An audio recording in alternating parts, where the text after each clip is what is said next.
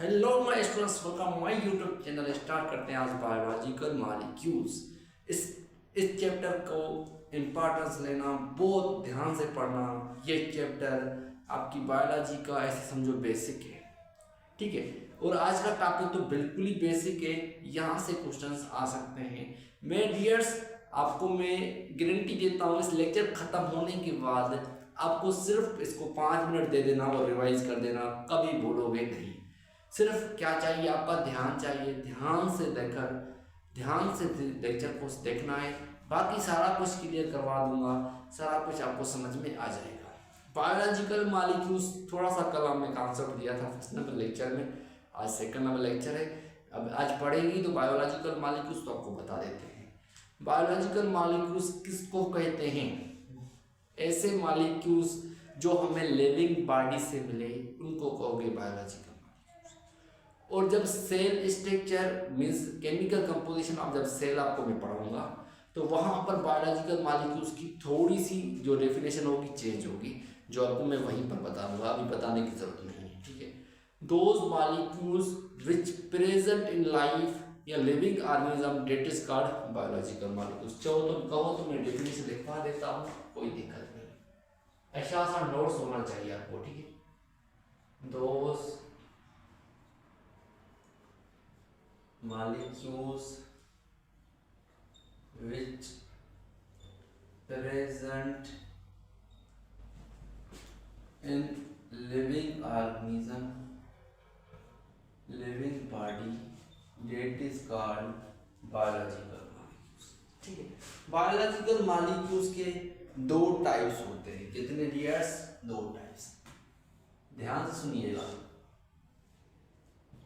किसके बेसिस पर होते हैं?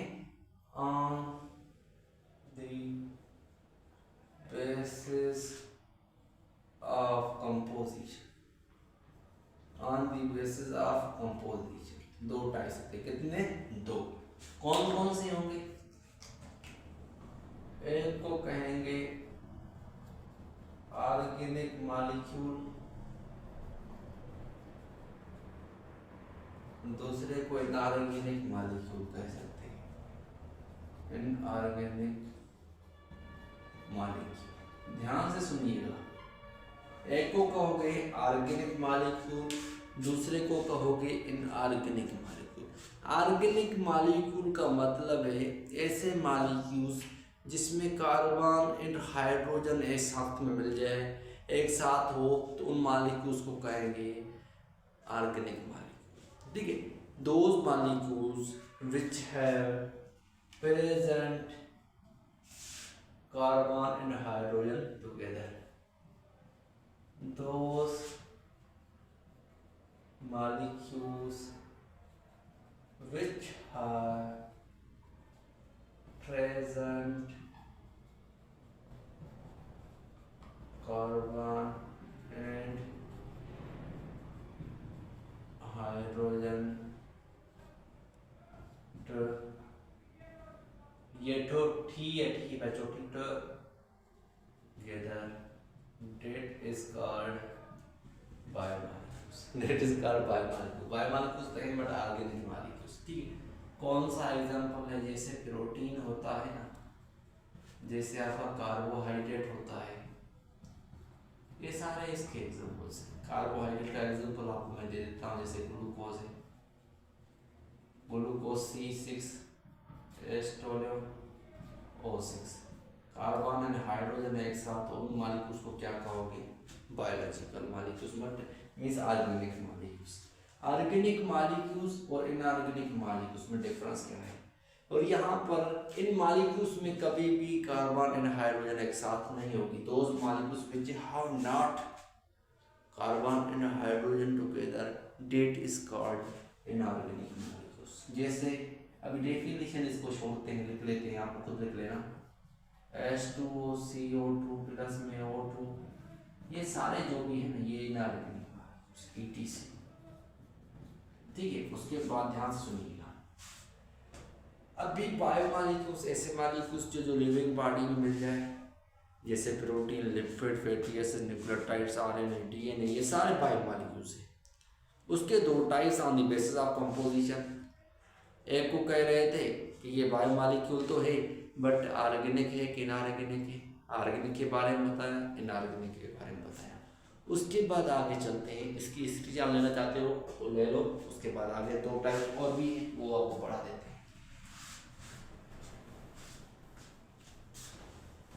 और बायोमॉलिक्यूल्स के आपको दो टाइप दूसरे मिल जाएंगे, देखिए वो किसके बेसिस पर होंगे, पॉइंट नंबर 1, ठीक है। पॉइंट नंबर 1 वो किसके बेसिस पर होंगे, वो on the basis of weight. वो किसकी बेसिस पर होंगे, वेट। एक को कहते हैं माइक्रो मॉलिक्यूल, दूसरे को कहते हैं मैक्रो मॉलिक्यूल। सर समझ नहीं आया सर, समझाता हूँ बच्चों। ये मॉलिक्यूल्स का डेफिनेट स्पेल देख लेना, ठीक, मैं लिखवा देता हूँ बस ठीक से स्पेल। ये हुआ एक को कहते हैं माइक्रो, दूसरे को कहते हैं मैक्रो। माइक्रो का दूसरा नाम है मोनोमर, माइक्रो को मोनोमर भी कहते हैं, मैक्रो को पॉलीमर भी कहते हैं। प्लीज इसको याद कर दीजिएगा। Poly means macro means large, molecule means molecule, large molecules, ठीक है। पोली मीन्स मैनी, मैनी बच्चों राइटिंग इधर उधर हो रही है। Mer means unit, many units. Micro means small,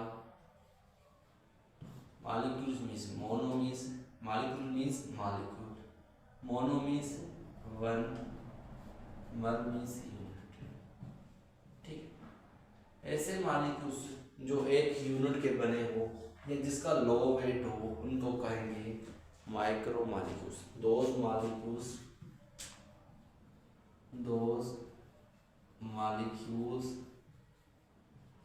which have low weight, that is called लिख लेना, that is called, ठीक है, उसे कहेंगे माइक्रो। दोज मॉलिक्यूल्स which है हाई वेट, उसे क्या कहोगे, मैक्रो मॉलिक्यूल। मैक्रो का दूसरा नाम पॉलीमर। ये एक जब हाई वेट होगा क्या कॉम्प्लेक्स कंपाउंड होगा, कॉम्प्लेक्स मॉलिक्यूल होगा, कॉम्प्लेक्स मॉलिक्यूल। ये सिंपल है, एक का बना हुआ है तो इसे सिंपल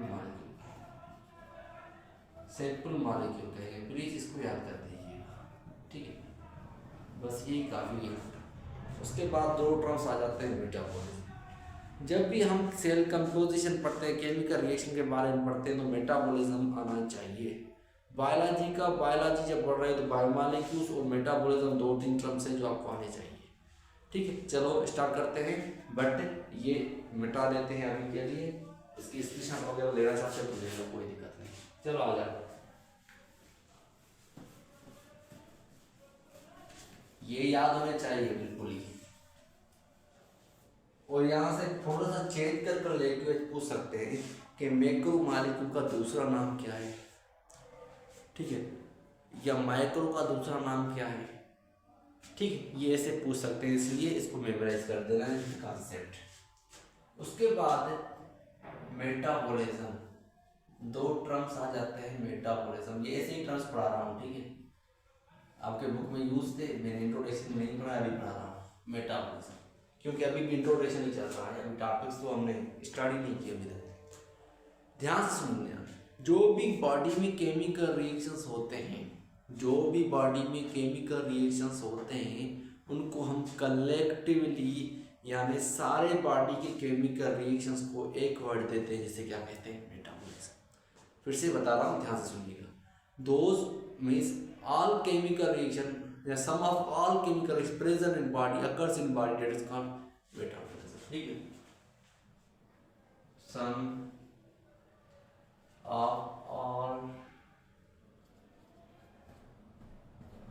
chemical, ये रिएक्शन शार्ट में chemical reaction occurs in body, that is called metabolism. ये डेट इज कॉल्ड खुद लिख लेना, ठीक है। मेटाबॉलिज्म के दो टाइप्स होते हैं, जल्दी से पढ़वा देता हूँ, एनाबॉलिज्म और मेटाबॉलिज्म, ठीक है। ये सबसे पहले ये पढ़ते हैं catabolism. Cata means cutting, bolism means process. इसे cutting process means breaking process भी कहते हैं, इसे ब्रेकिंग प्रोसेस भी कहते हैं, इसे डिस्ट्रिक्टिव प्रोसेस भी कहते हैं। ये सारे नाम इसके हैं, डिस्ट्रिक्टिव प्रोसेस भी कहते हैं। इसका दूसरा नाम क्या है बच्चे, इसे बस यही कहेंगे। इसमें क्या होता है, जो होते हैं मैक्रो मॉलिक्यूल, जिसका हाई वेट होगा वो माइक्रो में कन्वर्ट हो जाएंगे, पॉलीमर मोनोमर में कन्वर्ट हो जाएंगे। जो सारे कॉम्प्लेक्स हैं ना, ये सारे जो भी हैं, ये सारे अलग अलग वर्ड है, मतलब सेम ही, सिंपल में कन्वर्ट हो जाएंगे, ठीक। मैंने अलग अलग वर्ड सारे इसलिए लिखे हैं कि कहीं भी क्वेश्चन आ जाए तो प्लीज़ कंफ्यूज मत हो जाए, ठीक है। एना मीन्स एडिंग, बॉलिज्म मीन्स प्रोसेस, इससे सिंथेसिस प्रोसेस भी कहते हैं, सिंथेसिस प्रोसेस। इससे कंस्ट्रक्टिव प्रोसेस कहते हैं। कौन सा प्रोसेस, कंस्ट्रक्टिव प्रोसेस। इसका दूसरा नाम जो कोई नहीं है, इससे जो होता है माइक्रो मैक्रो में कन्वर्ट हो जाते हैं, स्मॉल लार्ज में, मोनोमर पॉलीमर में कन्वर्ट हो जाते हैं, ठीक है। बाकी इसके अपोजिट लिख लेना है, सिंपल कॉम्प्लेक्स, ठीक है। अभी ये लेक्चर यहाँ पर होता है कंप्लीट। अभी के लिए अल्लाह हाफिज़। चैनल पर न्यू हो तो सब्सक्राइब, लाइक, शेयर ज़रूर कर दीजिएगा, और इसको रिवीजन के लिए सिर्फ आप 5 मिनट दे दीजिएगा। कभी भूलोगे नहीं, जो लेक्चर ध्यान से सुना है तो।